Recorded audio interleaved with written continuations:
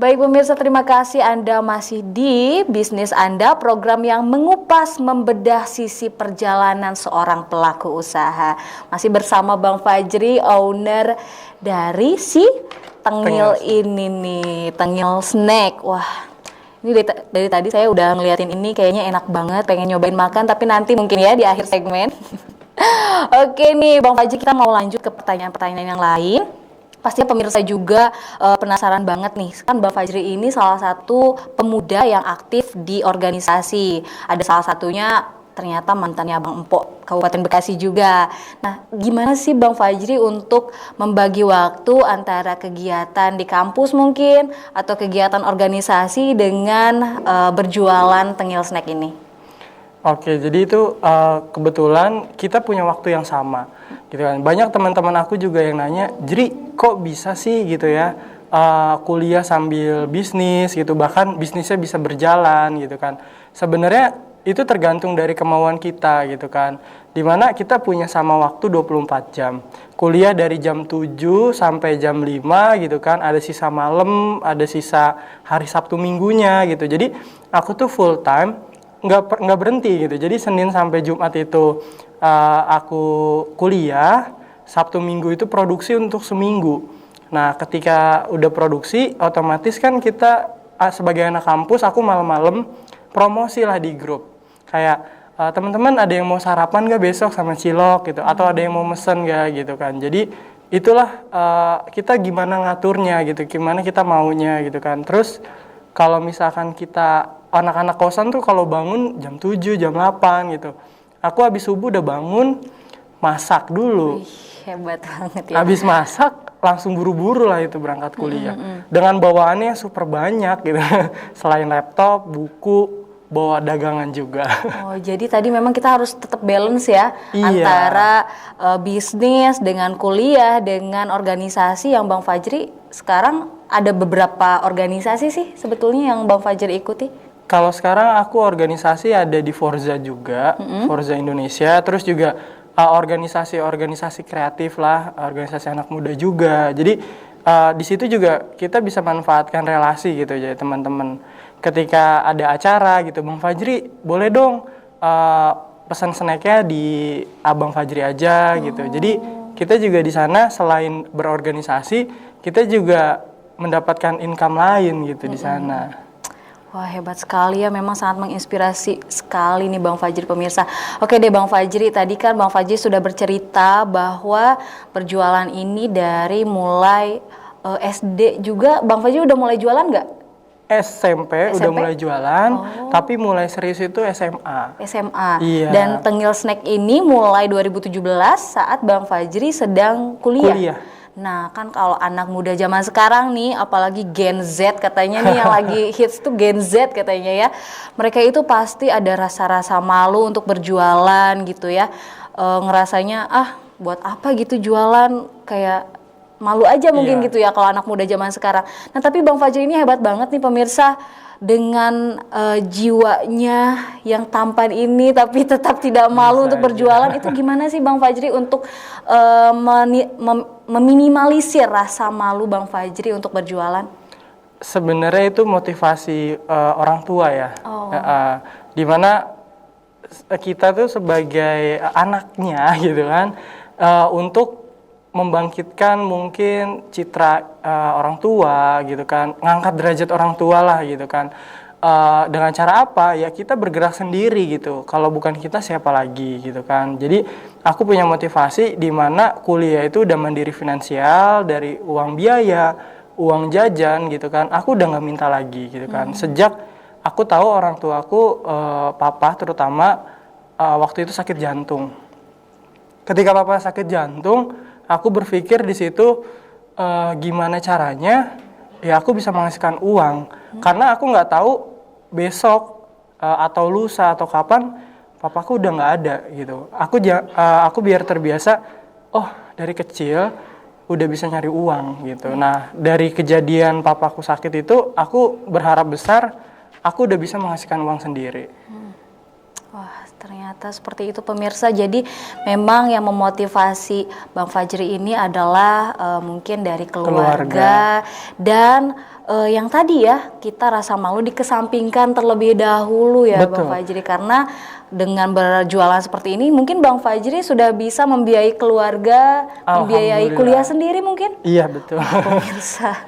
Jadi kalau sekarang itu kalau nuntutin gengsi itu nggak ada habisnya. Iya betul. Iya, karena teman-teman juga banyak, jadi lu nggak ribet apa bawa-bawaan. Bahkan dari sebagian teman banyak yang ibaratnya mencibir ya gitu kan. Ngapain sih lu cakep-cakep misalkan bawa-bawa makanan, jualan, apalagi jualannya cilok gitu kan. Iya. Ya pasti ada aja hal-hal yang memang teman-teman yang nggak suka gitu. Tapi aku bersyukur ketika punya teman yang banyak yang support. Iya. Kayak dibikinin konten, terus juga dibeli produknya. Nah, yang menurut aku itu aku bisa bertahan sampai sekarang ya karena teman-teman aku ya udah support untuk beli. Kalau misalkan mungkin teman aku nggak ada yang beli pada saat berapa tahun kebelakangan, mungkin aku nggak lanjut dan aku nyerah. Tapi ketika temanku banyak yang support gitu kan, orang tua akhirnya support gitu kan, jadi kita sebagai penggerak itu jadi semangat. Kayak gitu. Jadi ternyata banyak sekali support system yang Bang Fajri terima selama ini ya, sehingga Tengil Snack ini bisa berjalan sampai sekarang. Nah Bang Fajri, tadi Bang Fajri bilang katanya ada beberapa orang mungkin yang mencibir ya, ganteng-ganteng kok jualan sih gitu ya. Nah selain itu nih Bang Fajri, ada nggak sih suka dukanya saat Bang Fajri berjualan Tengil Snack ini? Suka dukanya banyak banget. Aku pernah ya semacam ditipu gitu kan, kayak kita kan namanya usaha nyari teman, nyari barengan gitu kan. Tapi ada kasus di mana sebenarnya bukan ditipu juga ya, karena kita sebagai pelaku usaha mikro itu kurang memperhatikan yang namanya kerjasama. Nah itu ternyata penting ketika kita misalkan kerjasama terhadap 1-2 pihak, ya hitam di atas putih itu berlaku. Karena aku nggak ada konsep itu, aku waktu itu terkait bagi hasilnya berantakan. Nah dari situ aku mulai ngerasa kayaknya aku stop deh untuk bisnis gitu kan. Kayak udah nyerah duluan. Tapi banyak temanku yang nanyain, jadi masih produksi nggak gitu. Oh ternyata banyak yang suka gitu. Kalau aku tutup jadi ngebuang rezeki ya kan. Jadinya aku lanjut lagi usaha, terus dengan banyak cobaan. Ketika buka toko pun aku memberanikan diri ya. Aku sempat dipatahkan juga oleh orang tua gitu kan. Ngapain sih jualan, fokus aja kuliah gitu kan.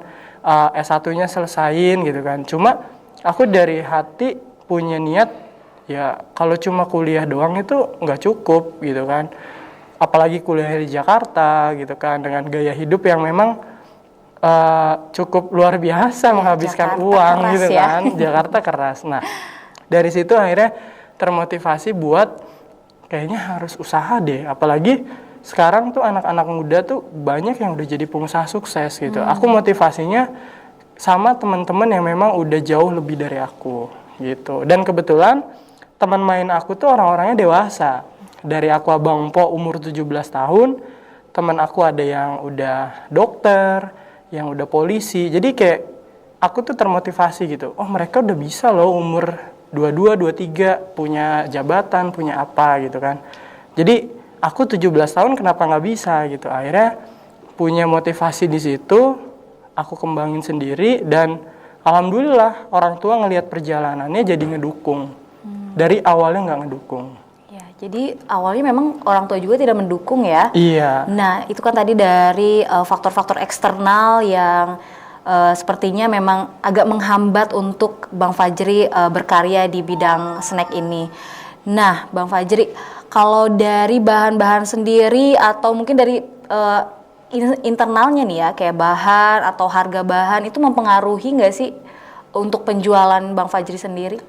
Kalau untuk bahan-bahan itu mempengaruhi ya, karena aku tuh ngambil bahannya premium. Karena aku, yang tadi aku bilang konsep cilok aku itu bukan cilok seperti mungkin abang-abang yang di gerobak atau segala macam. Sebenarnya sama, cuma untuk bahannya itu pakai bahan-bahan yang memang kemasan, steril, terus pembuatannya juga memperhatikan kebersihan, sarung tangan gitu kan. Jadi punya target khusus gitu kan. Terus juga dalam pembuatannya kayak semacam tempatnya gitu kan, terus penyimpanannya itu kita semuanya rapih gitu. Makanya aku lebih mentingin kualitas daripada kuantitas untuk saat ini. Karena yang aku jual itu di sini kualitasnya. Iya, iya, iya. Jadi kalau kita memang kualitasnya sudah bagus, pasti nanti juga pembeli akan repeat order lagi gitu ya Bang Betul. Fajri ya. Wah, mantap sekali. Oke deh, pemirsa, kita masih akan ngobrol banyak nih sama Bang Fajri nih. Salah satunya pertanyaannya ini nih, siapa sih sebetulnya Bang Fajri, sosok yang sangat memotivasi Bang Fajri sampai bertahan? Tadi kan disebutkan ada teman-teman, ada keluarga. Mungkin ada salah satu sosok yang memang menjadi pusat motivasi Bang Fajri untuk terus berkarya di bidang tengil snack ini. Oh, pastinya mama sih. Oh, mama ya. Iya, karena mama tuh orang yang menurut aku orang hebat gitu kan. Dididik tuh sekeras mungkin gitu kan, kayak jangan manja, harus sering, mama tuh nuntut kamu tuh belajar, kamu tuh serius untuk menuntut pendidikan, angkat derajat orang tua gitu kan. Ya siapa lagi kalau bukan aku kan anak terakhir, aku punya kakakku seorang guru juga gitu kan. Alhamdulillah udah punya titel, dan aku ya harapan satu-satunya buat orang tua gitu kan, gimana caranya aku bisa lebih dari kakakku. Nah itu yang menjadi motivasi buat aku tuh bertahan sampai sekarang. Aku kuliah, aku kerja, aku produksi. Kadang aku juga ngambil part time. Aku kerja di radio juga. Aku kadang kerja juga di part time untuk wisata juga. Kayak kemarin buat nyiapin ini semua, aku pulang dari Bali produksi. Terus aku juga belanja stok buat di toko, terus aku juga nyiapin produksi. Kebetulan di rumah lagi sendiri, kayak ngurusin rumah juga, nyapu ngepel segala macam ya, semuanya gitu. Semuanya dikerjain Harus sendiri bisa. ya. Iya. Jadi gimana caranya kita sebagai anak muda, apalagi seorang laki-laki yang punya tanggung jawab besar, jangan mungkin bisa dibilang ngandelin ya gitu kan. Kalau bisa angkatlah derajat orang tua kamu gitu kan, dimana kita sendiri pasti ngerasa bangga ketika kita pun dihargai oleh orang lain.